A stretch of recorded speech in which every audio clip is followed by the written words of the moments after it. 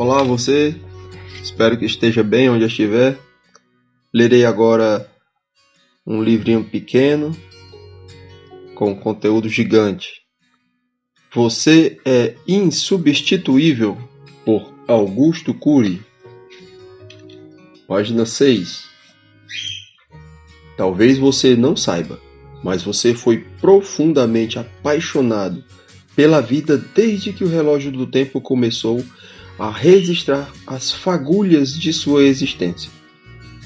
Não é tão simples viver a vida. Às vezes, ela contém capítulos imprevisíveis e inevitáveis, mas é impossível escrever os principais textos de nossa vida nos momentos mais difíceis de nossa existência.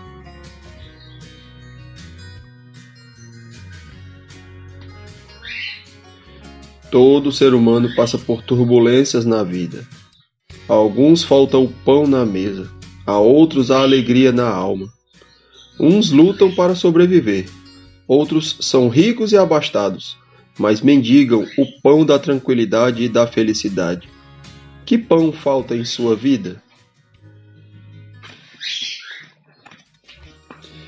Quando o homem explorar intensamente o pequeno átomo e o imenso espaço e disser que domina o mundo, quando conquistar as mais complexas tecnologias e disser que sabe tudo, então terá tempo para se voltar para dentro de si. Nesse momento descobrirá que cometeu um grande erro. Qual? Compreenderá que dominou o mundo de fora, mas não dominou o mundo de dentro, os imensos territórios da alma. Descobrirá que se tornou um gigante na ciência, mas que é um menino frágil, que não sabe navegar nas águas da emoção e que desconhece os segredos que tecem a colcha de retalhos da sua inteligência.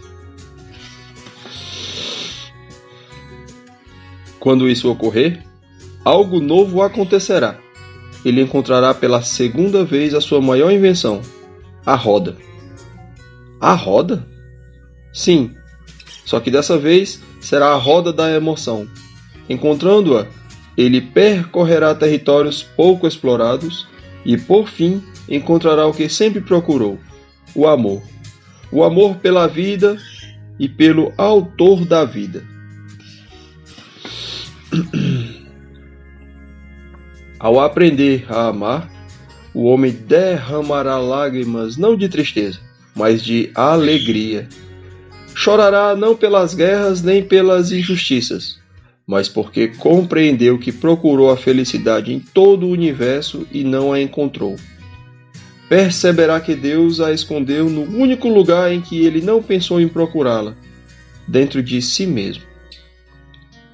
Nesse dia, sua vida se encherá de significado e uma revolução silenciosa ocorrerá no âmago do seu espírito.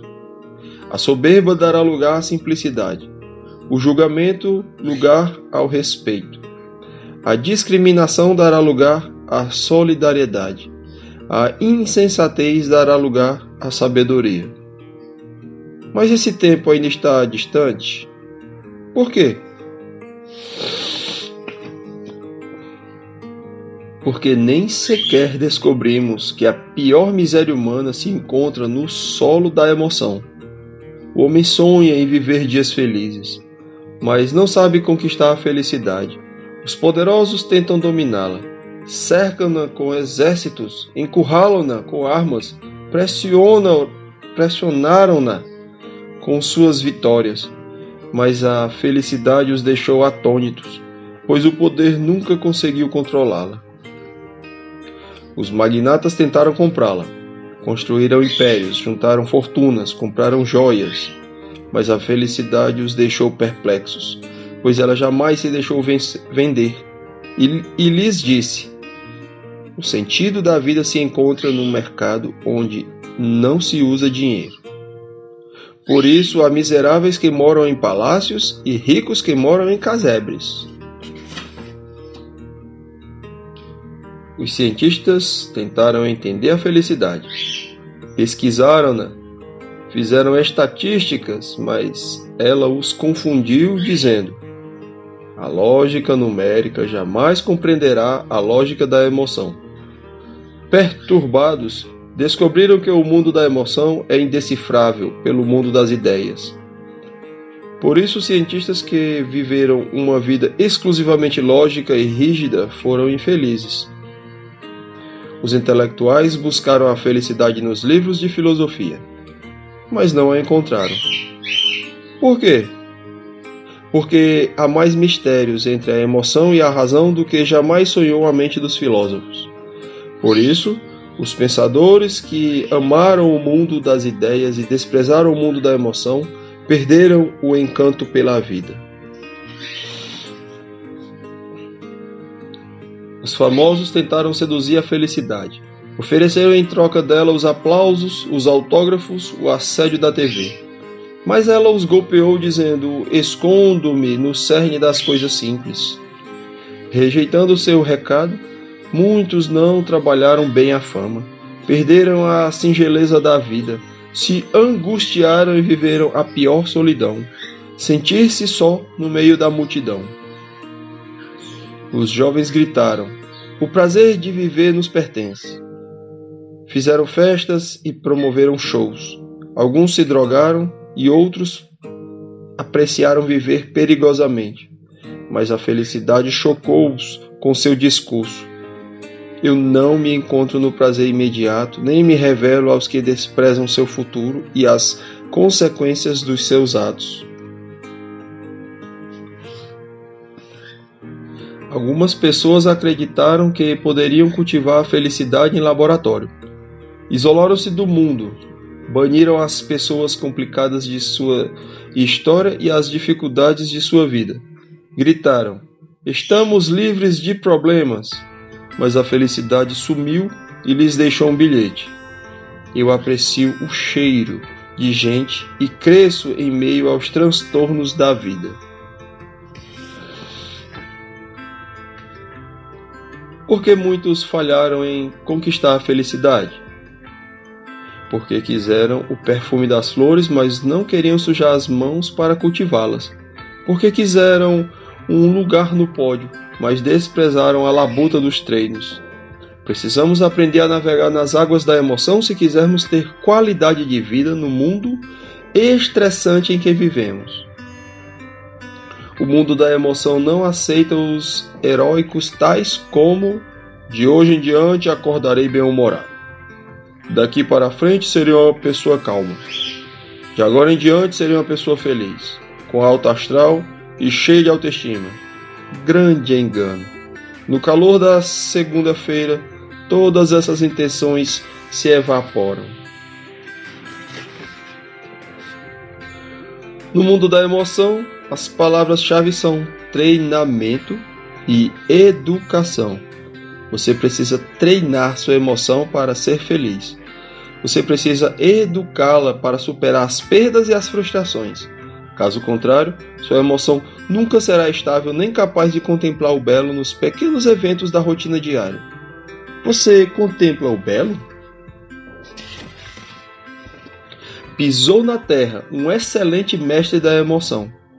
Ele conseguia erguer os olhos e enxergar o belo num ambiente de pedras e areia. No auge da fama e sob intensa perseguição, ele fazia pausas e dizia: olhai os lírios do campo. Somente alguém plenamente feliz e em paz é capaz de gerenciar seus pensamentos e fazer de uma pequena flor um espetáculo aos seus olhos. Entretanto, muitos não conseguem ter prazer de viver. Estão desanimados e ansiosos. Por isso dizem: a felicidade não existe. Ela é um sonho de homens que não acordam. Eles se sentem sem forças para superar seus pensamentos negativos e para vencer as batalhas do dia a dia. Alguns, apesar de não terem problemas exteriores, também perderam o sentido da vida. A vida é belíssima, mas não é tão simples vivê-la. Às vezes ela se parece com um imenso jardim. De repente a paisagem muda e ela se apresenta árida como um deserto ou íngreme como as montanhas, independentemente dos penhascos que temos de escalar. Cada ser humano possui uma força incrível e muitos desconhecem que a possuem. Para provar isso, Vou contar uma história real e impressionante de alguém que possui uma capacidade descomunal de lutar pela vida e que um dia foi o maior vencedor da Terra. O mais corajoso dos seres. Sabe quem? Você. Duvida? Deixe-me contar alguns fatos relevantes da sua biografia que talvez você desconheça. Um dia você foi inscrito para participar do maior concurso do mundo, da maior corrida de todos os tempos. Acredite, você estava lá. Eram mais de 40 milhões de concorrentes. Pense nesse número. Todos tinham potencial para vencer e só um venceria. Será que você era mais um número na multidão ou tinha algo especial? Analise quais seriam as suas chances. 0,000000004. Você nunca foi tão próximo de zero. Suas chances eram quase inexistentes. Tinha tudo para ser o mais derrotado. Tinha todos os motivos para ser um grande perdedor.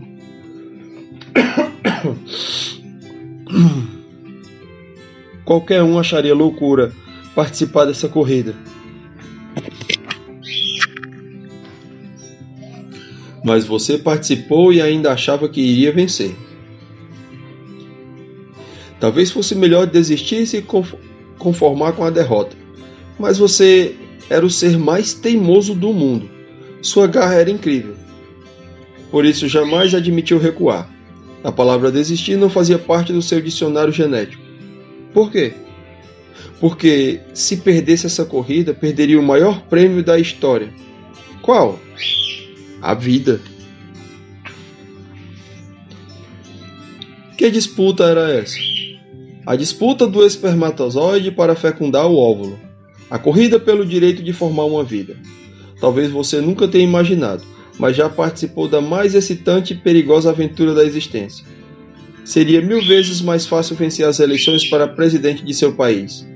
É incrível, mas você venceu. Como conseguiu? Seria também mais fácil ganhar dezenas de prêmios de melhor ator ou atriz. Você foi surpreendente. Sinto-me honrado em tê-lo como leitor. Mas cada ser humano não foi um vencedor?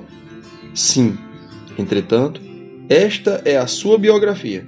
Somente alguém com uma força descomunal como a sua poderia vencer uma corrida com milhões de concorrentes pisoteando-o, pressionando-o, ultrapassando-o. Contudo, os tempos mudaram. Se alguém pisa no seu pé, você perde a paciência. Se alguém o pressiona ou o critica, você se estressa e se desespera. E se alguns concorrentes estão à sua frente, você desanima e tem insônia. Volte às suas origens. Naquela época, nada o abalava. O que o controlava era o sonho de estar vivo, não seus problemas ou seus concorrentes. Você foi um grande sonhador. Sonhou sem ter capacidade de sonhar. Sonhou através do seu programa genético com o espetáculo da vida. O que você pensou na grande corrida? Nada. Você ainda não pensava. O passo mais importante da vida foi dado na ausência das ideias. Você agiu antes de pensar. Entretanto, hoje você deve pensar antes de agir. Quem reage sem pensar, atira sem pontaria. Sem sonhos, a vida não tem brilho. Sem metas, os sonhos não têm alicerces. Sem prioridades, os sonhos não se tornam reais. Sonhe, trace metas, estabeleça prioridades e corra riscos para executar seus sonhos. Melhor é errar por tentar do que errar por se omitir. Não tenha medo dos tropeços da jornada. Não se esqueça de que você, ainda que incompleto, foi o maior aventureiro da história. Vamos analisar suas façanhas para conquistar o pódio da vida para que você fique plenamente consciente das batalhas que superou. Você sabia que foi o maior alpinista do planeta? Não? Vou contar a história sintética de dois grandes alpinistas que conquistaram o topo do mundo para mostrar-lhe que você foi o mais corajoso alpinista de todos os tempos. Na primavera de 1953, ocorreu um feito notável. Uma expedição internacional chegou ao Nepal com a grandiosa ambição de escalar o topo do mundo, o Everest. Eram cerca de 8.850 metros de altura, uma façanha enorme, um desafio dramático. A brancura do gelo vestia as montanhas e produzia medo e excitação no solo da emoção. Muitos já haviam tentado. Alguns desistiram no meio do caminho. Outros simplesmente morreram. Morreram congelados, soterrados pelas avalanches de gelo, por asfixia, por causa do ar rarefeito ou pelo mal das montanhas, caracterizado por tontura, falta de ar, dor de cabeça, hemorragia nasal e até perda da consciência. Dois homens simples, sem fama, mas extremamente ousados, faziam parte da expedição: Edmund Hillary e Tenzing Norgay.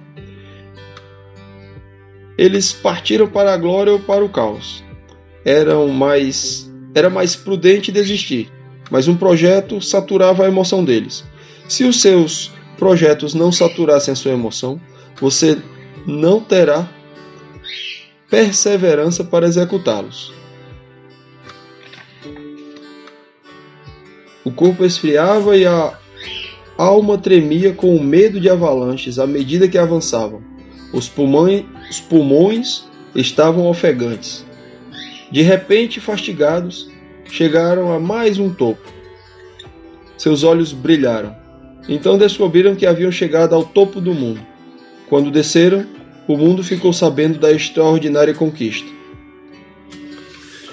Todos ambicionam chegar ao topo de alguma coisa.